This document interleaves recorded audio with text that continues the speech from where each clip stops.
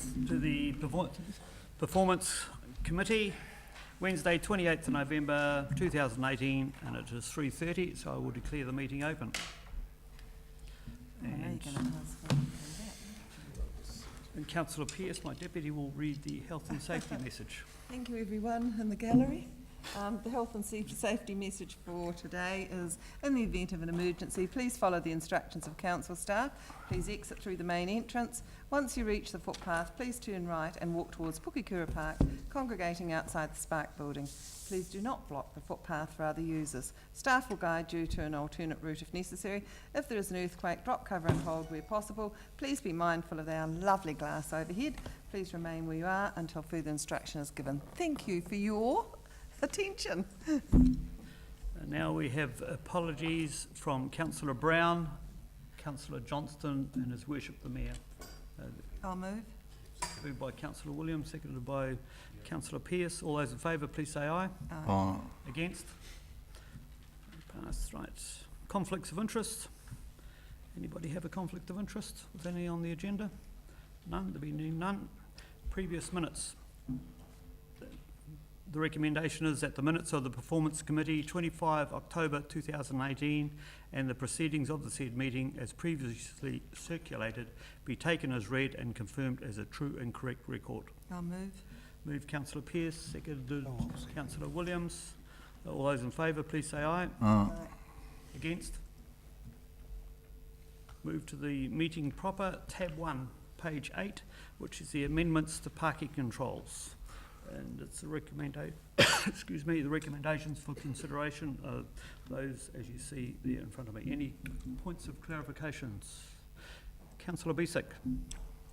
Yeah, through you, Mr. G. Just in relation to these, when does the signs go up? What's the normal process for installation after a decision has been made? So I assume a decision hasn't been made?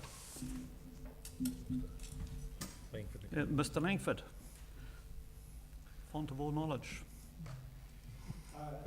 Through you, Chair, timing does vary after the decisions. For an efficiency purposes, we try and schedule any changes to road markings, for example, next time we have the crew visiting because they come from out of the region. But it would usually be of order of a couple of weeks to a couple of months at the longest, usually. Supplementary? Councillor Bisick. And signs like P120s, for instance? Usually the lead-in time for installing signs is relatively short, so it's really driven by how long it takes us to get the signs manufactured and delivered by the supplier and installed by a contractor. So again, I would imagine it would range between a couple of weeks to 4 to 6 weeks maximum usually, unless they're particularly special signs. Supplementary? Yeah, Councillor Bisick.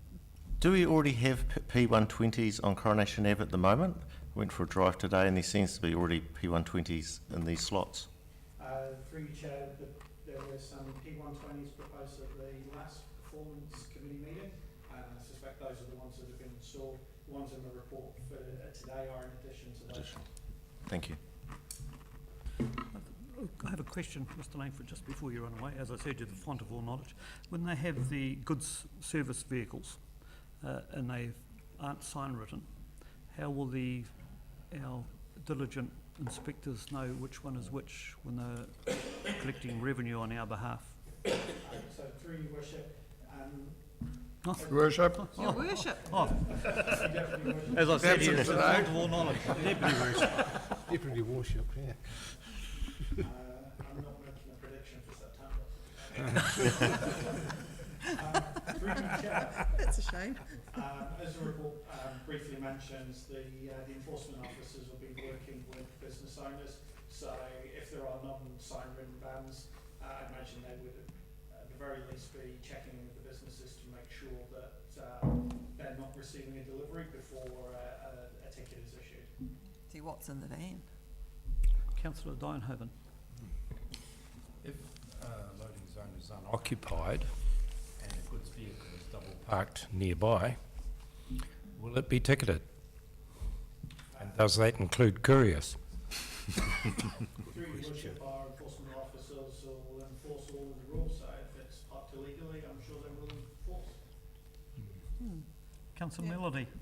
Thank you, Chair. In relation to Coronation Ave, I note that the adjacent properties were consulted at the time, at that time in writing. The adjacent properties are supportive of the proposal. Is that all adjacent properties? So there was universal agreement with those 120s, or was there anyone who objected to it? Through you, Chair, my understanding is that it was unanimous support and nobody has objected to it. Thank you, Chair. Thank you. Thank you, Mr Langford. So, is someone prepared to move option 1, or something similar, or something completely contrary, I'll move option 1. which has endorsed all the number of changes that are involved in. Councillor Pearce has moved. Do I have a seconder? I'll second it from the chair. Any debate or discussion? Councillor Dynhoven. Yes, thank you. I'm looking at Appendix A and on page 17. Opposite Pukeariki Landing, you can see a yellow stripe, which is the area between the front of what we know as the library part of Pukeariki and the restaurant, pub, etc. across the road, and that yellow stripe in there is currently occupied right now, I imagine, but most times by several cars parked there for many hours. I'm hopeful that this will result in those vehicles not being parked there and the area returned to the amenity that it was meant to be, a shared space with parking allowed for short periods for those who might be visiting the library but might not be very mobile, etc. And I've seen people using that area for just that purpose. I've also seen other people driving around to try and find a park for that purpose because there often is no place to park there because of all the vehicles that are long-term parked. So I hope our ticketing staff, our parking warden staff, will be quite diligent in ensuring the message goes across there very quickly. Generally supportive, but I think this area should be reserved for those who genuinely need it, not just those who want to have a pint or two next door. Any further? Councillor Basic. Yeah, I agree with Councillor Dynhoven, especially with the CBD parking. You end up with so many people just parking in loading zones and then the courier drivers. And I know, Councillor Dynhoven, I've been contacted by a couple of courier drivers that have been ticketed because they can't park in the loading zone. So we are doing that.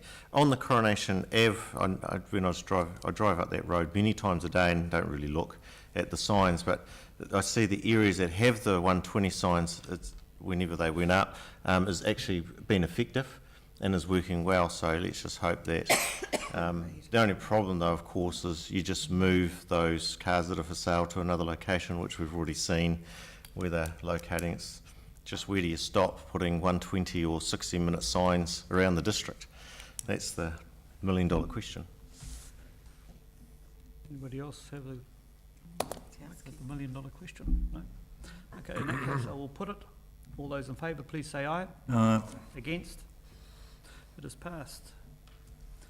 Tab 2, Community Board Plan Update. Mr Liam Hodgetts, you'd like to introduce the topic to the councillors. Thank you, Mr Chairman. Councillors will see that this report relates back to the LTP program. There's a diagram located in it which would explain something we started much earlier, of course, which is our Community Board Plan program. This is an update on the board plans that were submitted prior to the LTP and the office's response to those issues and aspirations raised. It also highlights in paragraph 11 that our next step is to start working on producing community investment plans over the next 10 years for these community board areas. So in short, it's an update. It's explaining where we've got to in terms of responding to some of their aspirations as set out in their community board plans, and our next step is to produce some community investment plans. Thank you, Mr Hodgett. I have a question for you. I can understand that the community board plans allows the grassroots to feed back through to the council as to where they see the community should be heading. How does the rest of the community that it does not have a community board do that same thing? Very good question, Mr. Chairman. At the moment, there's no ability for that to occur except through the normal annual plan and long-term plan submissions.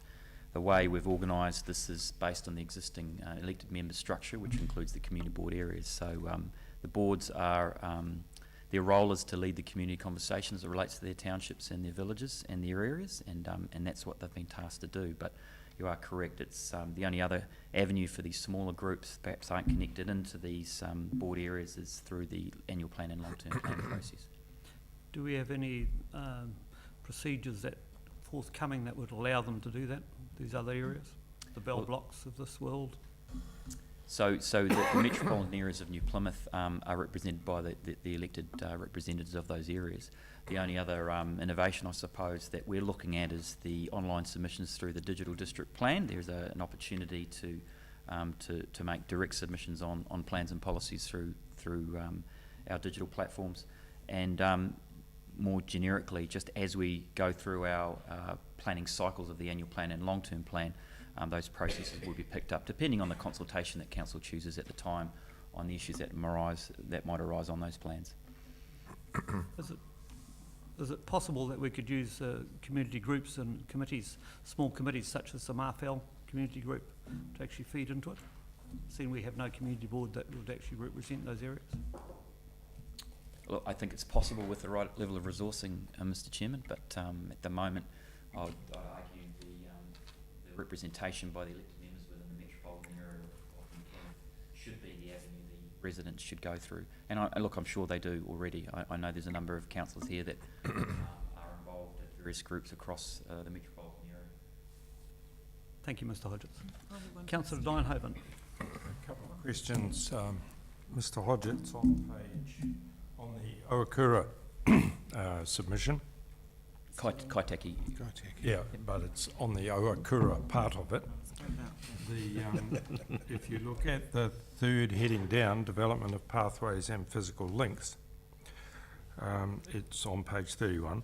On the right-hand column, there's a small budget in the LTP, etc.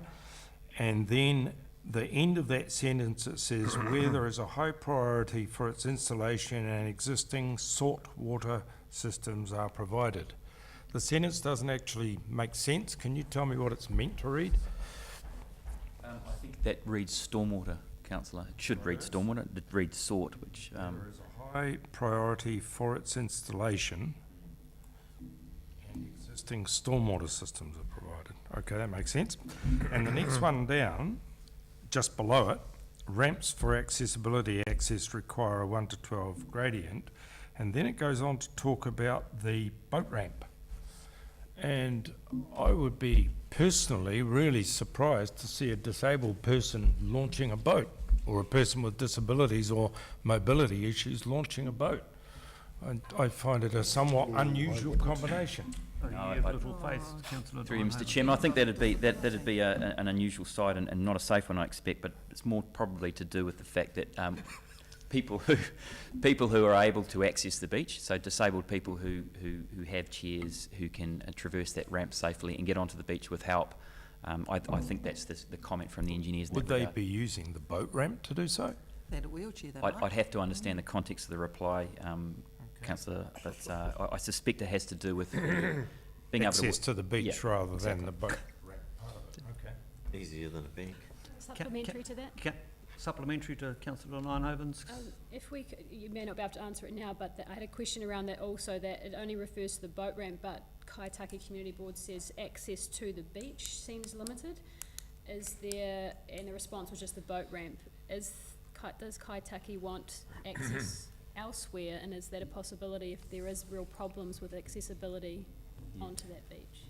I'd have to look into that, councillor, through you, Mr. Chairman, but I'll just note that there's no budget or plans for any additional accessibility structures down to the beach. There's no plans from officers. That's why I think they've referred to the boat ramp. Councillor Handley. Thank you, Mr. Chairman. I think the community board should be congratulated. Their primary responsibility is to advocate for their communities, and I think they've done this superbly well.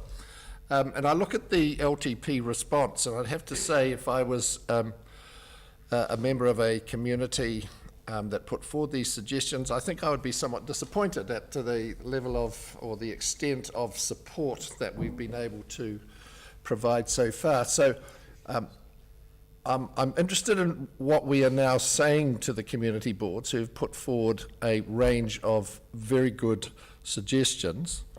What are we saying to them in terms of how we may be able to meet their expectations sometime in the future, to the extent we've not done it so far? Great, yeah. So through you, Mr. Chairman, I think that goes to paragraph 6 in the officer's report, councillors. These plans are an opportunity for this council to get its integrated planning framework in place, whereby we can monitor and allow us to measure our performance against the requests that the community boards are putting to the governing body, the council. This is something that never existed before, so everything's in small steps. We're now at a stage, and that's outlined in the next page, of course, the community board planning process, where we're able to document, monitor, and allow our performance to be measured on the requests and desires of those community board areas. In the context, of course, that you've got a larger district to run and budgetary decisions to make. But the benefit of this process is that we now have some visibility down into the desires and wants of the community boards, and we can try to match those as far as practical and as far as possible. That didn't exist prior to the last LTP. A supplementary, if I may. Thank you for that. I mean, I think I understood that. But to what extent could our plans and the annual plan next year, for instance, be extended to include some of these that are not currently targeted? Well, I think that's the challenge, Councillor, through you, Mr. Chairman, of the community investment plans. So when we have established these plans, it'll be up to the officers and management to keep referring back to them and ensuring that anything that they're planning to do from a renewal capital works program point of view aligns or can be augmented to the desires and wishes of community board areas. And further supplementary, if I may, and is there continual collaboration with community boards in order that there's alignment between their expectation and our capability? Well, I think that's going to happen at the CIP stage, at the community investment plan stage. I mean, obviously we facilitated these community board plans to be made, but when you see in paragraph 11 there, they're going to take some time to collate the information and then bring those back to the board. So once we're able to provide that clarity, there'll be a conversation around timing and priority, etc. Yeah. Well, thank you for the answers. And I know, Mr. Hodgetts, you were the driver of these, and I think we should be really pleased with the way the community boards have provided us with their plans. Councillor Pearce. Mine's a roading comment, so probably Mr. Langford, sorry. Mr. Langford, the community's constantly asking now about the NZT State Highway 3 intersections on Durham, Dudley and Leper, and it's been something that's been promised for a year now. Is there any progress on this?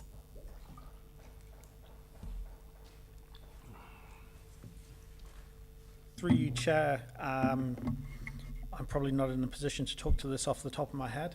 I did attend the Regional Land Transport Committee meeting this morning where the agency tabled a progress report, which I'm quite happy to share with the councillors outside of this meeting. They are making progress on some of those projects. Dudley Road was specifically mentioned. I'd need to have a bit of time to read that report thoroughly before I can give you a full answer, though, I'm afraid. There's been another near miss there in the last month, and it's still as dangerous as it used to be. Thank you.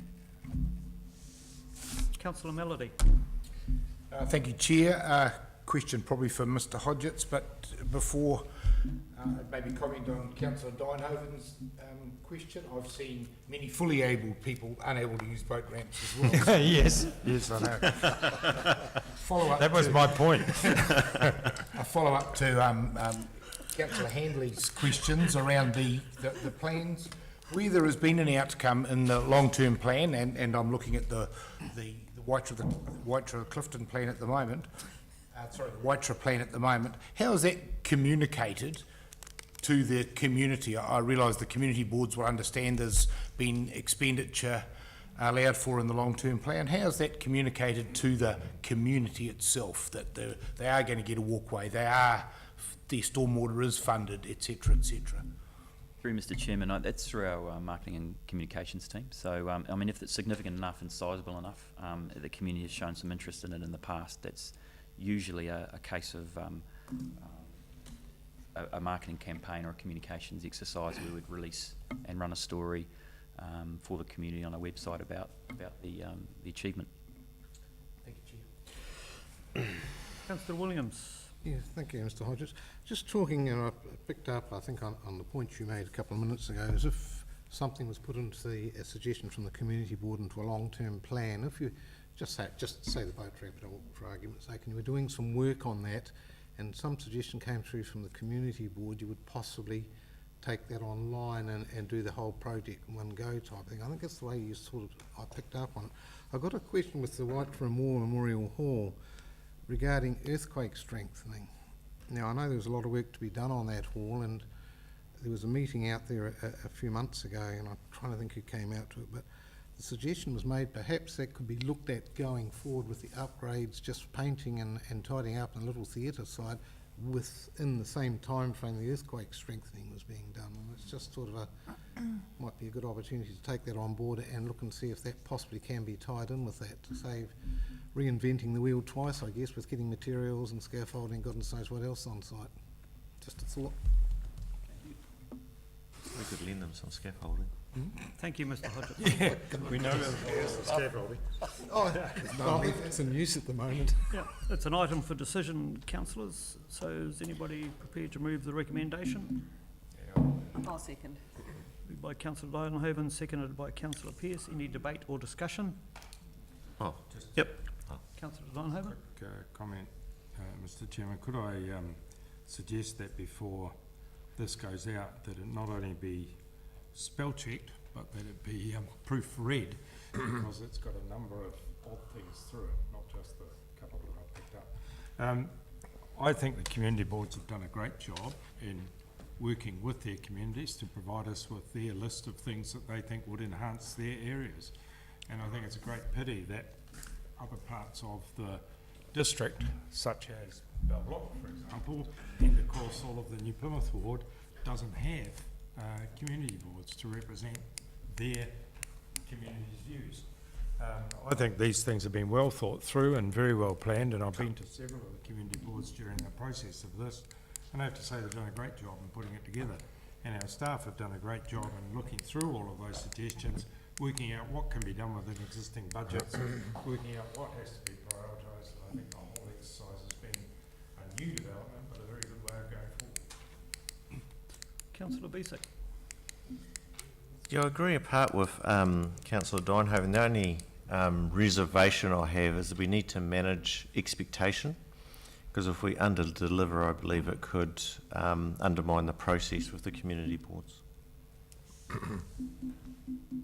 Councillor Handley. Just a quick one. I would agree with Councillor Besick. I think this is a great step forward. I think staff and community boards working together has delivered a really good result. I like the idea of the communication. I think communication back to those communities is really important. I think we need to manage the expectations, but at the same time encourage them to continue to advocate for their needs. And I mean, I look forward to seeing us making some real decisions in support of them within the capability that we have. So I think it's a very good improvement to the way that we've been planning here at Council. Councillor Weaver. Thank you, Chair. I just wanted to report that certainly it's the Kaitaki Community Board's view from the last meeting, the meeting that addressed this, that they understood the issues raised by Councillor Handley. They accepted that it was a step forward, this joined up process that we've now got, and there was general support for it at that meeting. Councillor Pearce.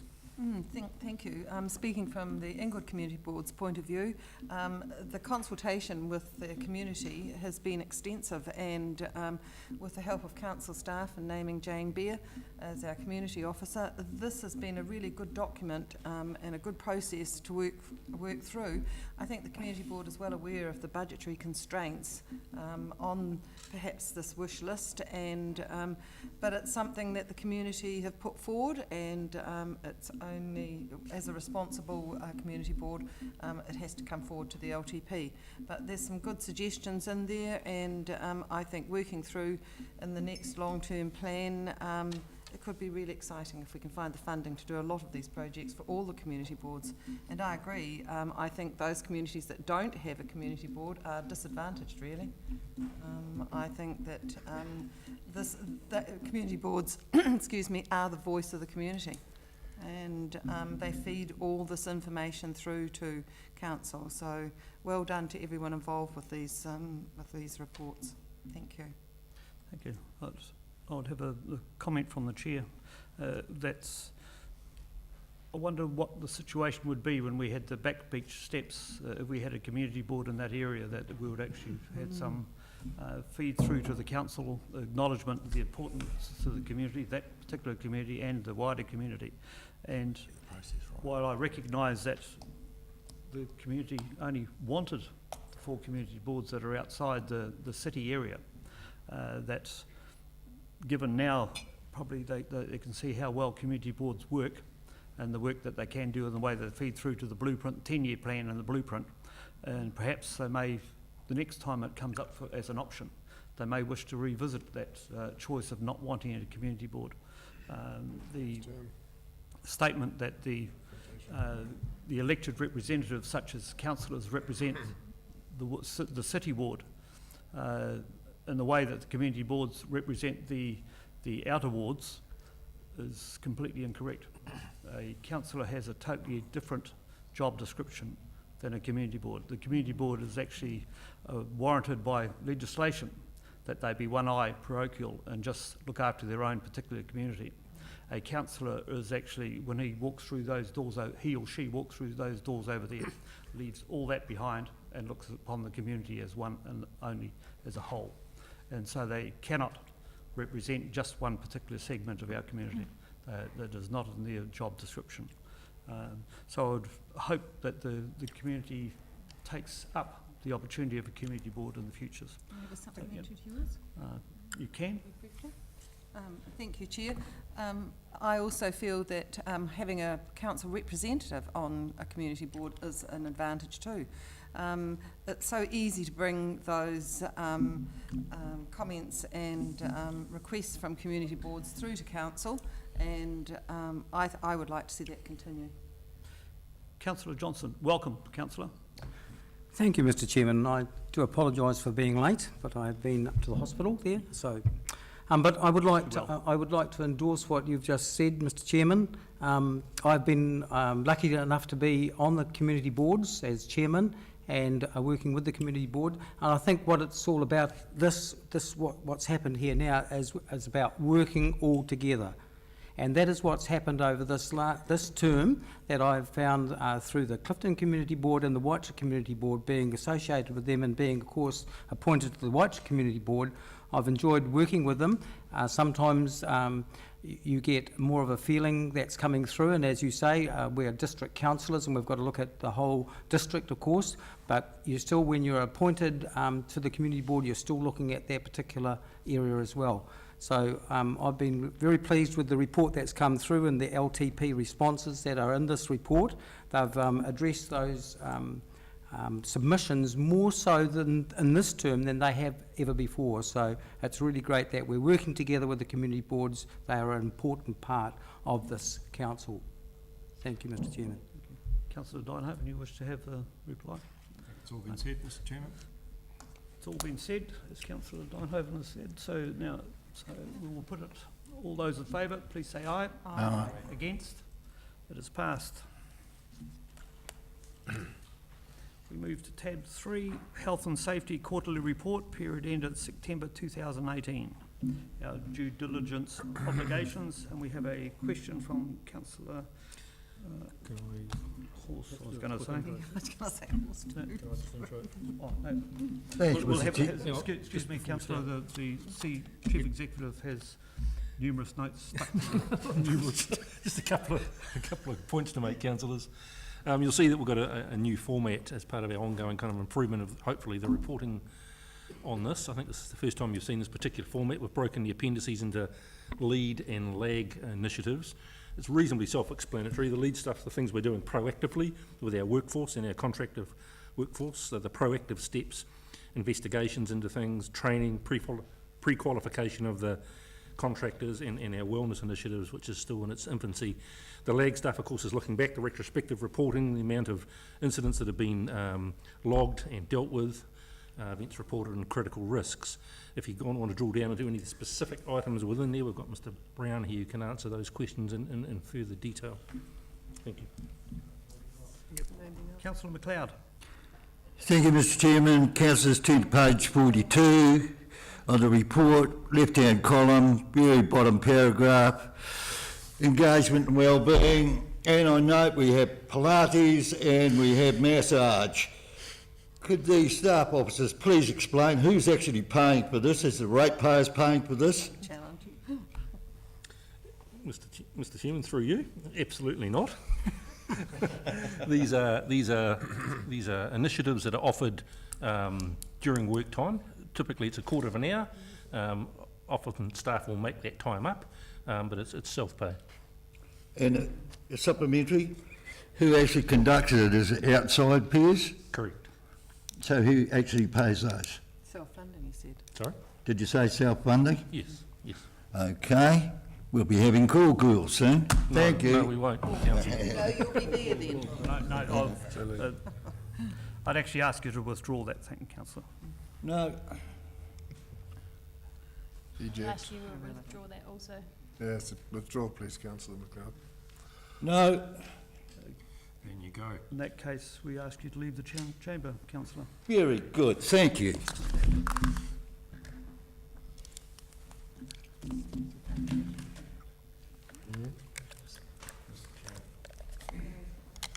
We will wait for the councillor to leave the chamber. Thank you, Councillor Dynhope. You're going to get the cops in? I can do that. I would hope that's not necessary.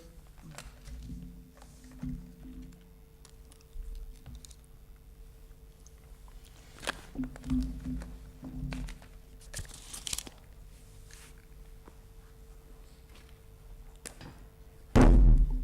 a good day.